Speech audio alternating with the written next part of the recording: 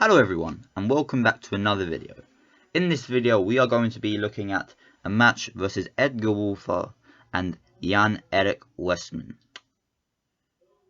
If you like this video, slap that like button, but without further ado, let's get into it.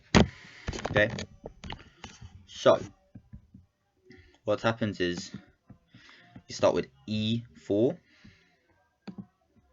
C6, going for the Caracan, D4 and D5. So first off, you just see a very, well, everyone plays the Caracan like this. It is nothing special, nothing new. So knight c3, and we have pawn captures on e4, knight captures on e4, and now knight to f6, developing a piece. Now white in this position, knight captures on f6, which is probably one of the best moves, because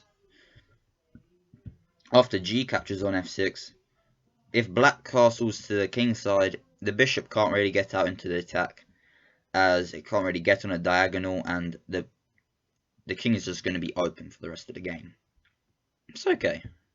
We have knight to f6 and bishop to g4, bishop to e2 and e6 now. So you have this pawn island around the king with a double pawn on the f file, and now e6. So it's nothing special here. Castles and bishop to d6. We have c4 and rook to g8. So if black wants the castle, he has to castle on the queen side, but black is in a really horrible situation, as yes, it's got its two bishops out into the game, and this rook is pincering down on the white king, but you know, what can you actually do? So you have rook to e1 and queen to c7.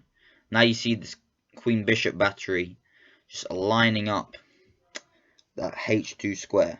But okay, we have d5, and now knight to a6, just developing the knight, maybe wanting to jump it to c5 in the future, and then putting some pressure on white's queen side. We have bishop to e3, and well, now if you're in this position, what would you do? I mean, it's really hard to find a good move, because everything is good in this position, and you could capture the knight and it's just winning here. But so black castles. Now we have queen to a4. It's not really a good move, queen to a4, because it's just the queen is now a target out there. And now the best move in the situation, bishop to h3. And you're thinking, hey, why can't you just capture it? Well, you can't, because the g pawn is pinned to the king. So bishop to f2, and now we have e takes on d5. We have c takes on d5, and now rook to g4, putting pressure on the queen and maybe wanting to double rooks on the g file. So queen to e2, putting some pressure on the h8, on the h7 pawn, and now yes, we double the rooks. So pawn captures on c6, so you just pick up a pawn, pawn captures, and bishop captures. So it's now a very difficult position, and well, what would you do here?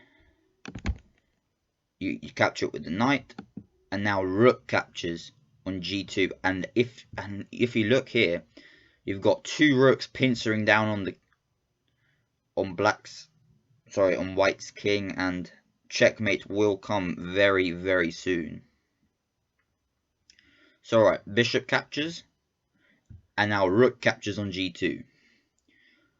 And the only move that does anything good here for white is king to f1. If you go king to h1, it just loses on the spot. because the queen will take the knight on h2, and that will be checkmate. So in the game, we have king to f1 is played, and now rook takes the pawn on f2 with check. King takes, a better movement could have been bishop takes or queen takes, but too late now. And now queen takes h2, and you are just losing the queen here, and you are losing this game. So king to f3, queen takes queen, and now rook to e2. You have queen to g2 check, and in this position, Jann Erik Westman resigned the game because mate cannot be stopped on the next move. It is just, well, it's not on the next move, sorry, but you're just pressuring the king so bad, and you can't stop all of the checks. It's just difficult because as we said, mate cannot be stopped on the next move, which is true, because the queen cannot be captured. You cannot block the queen, and also the only move the king has is king to f4, but that just loses on the spot to queen to g4, and that will be checkmate. So thank you everyone for watching this video. If you like this video, slap that like button, but that will be me now.